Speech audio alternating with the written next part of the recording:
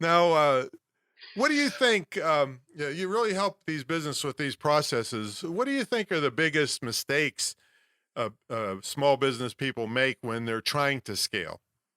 Yeah, one of the things is, Thomas, and I really appreciate bringing this up because what I'm seeing consistently over and over, I work with a lot of service providers, but in many, many different categories. And majority of the time, they're at a million, two, $3 million, and they want to scale to that 10, 10 million, eight-figure, nine-figure mark. And the reality, though, is when you're at a million, 2 million, you don't really have really developed systems and processes. And so what I realized that you're averaging about 80 to 100, $120,000 a month coming in revenue. And again, it depends upon your margin.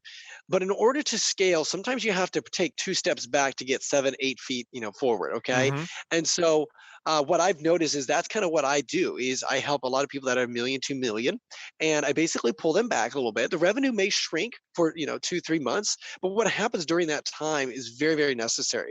And that is putting in systems, hiring the right people, the right team members to facilitate those systems and processes. And so then as the owner and the CEO, you are not sitting there working with that client anymore. You're more of, okay, managerial and kind of vision of where the company is going and how to scale, right? And that's what your job should be as the CEO and business owner. And so, then what happens is you start really putting on more ad spend on the front end of the business, or different acquisition channels on the front end. You go full throttle, and now you have systems in place. And what I mean by systems, very simply, is like we're talking referral systems to really scale, and Hmm. your cost to acquire customers is really, really low. You're also talking about systems and making sure that your churn rate on the back end is really low as well, a healthy churn rate. And like Yeah, you explain to people what the churn means. yeah, churn rate basically means is like when you have acquire a client, you don't want them to leave naturally, right? Because obviously the longer, you've spent a lot of money to acquire that client. So you want to make sure that that client doesn't leave. And in order to make sure that they don't leave is, well, produce results for them, right? And so the faster you can produce results for that client, the most likely they will stay with you for a very long time. However, though, what I'm realizing is a lot of companies don't. And so you have a lot of churn rate. And so what that means is you have 100 clients coming in, and maybe 6, 9, 12 months down the road, 50% of those, or 40%, or 30% of those clients are leaving you.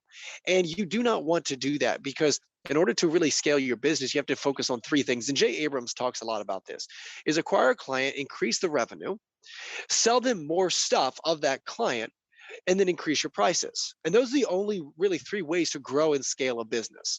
And so that's the way I structure it. But in order to do that, there has to be a lot of systems, right? It's easy to said, but it's so much more difficult actually being done. And that's kind of why I come alongside someone.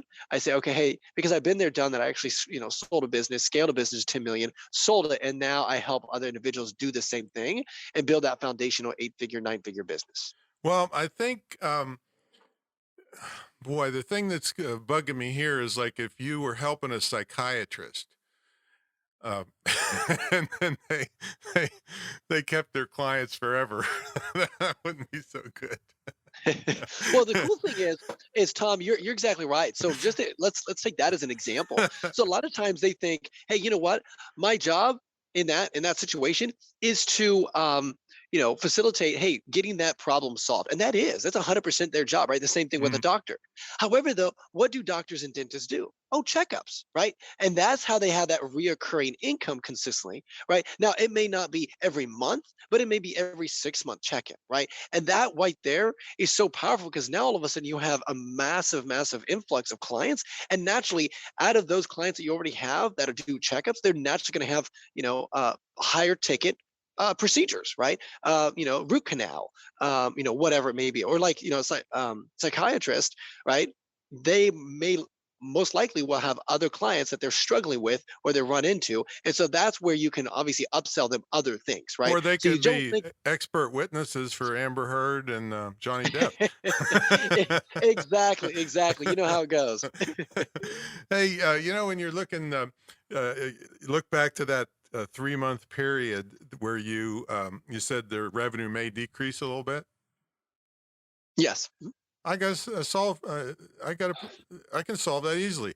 You just blame it on Putin. Exactly. Yeah, or blame it on inflation, or blame Oh it on yeah, you this. blame it on anything you want. Yeah, you can blame it on. And you were saying about going to a managerial position.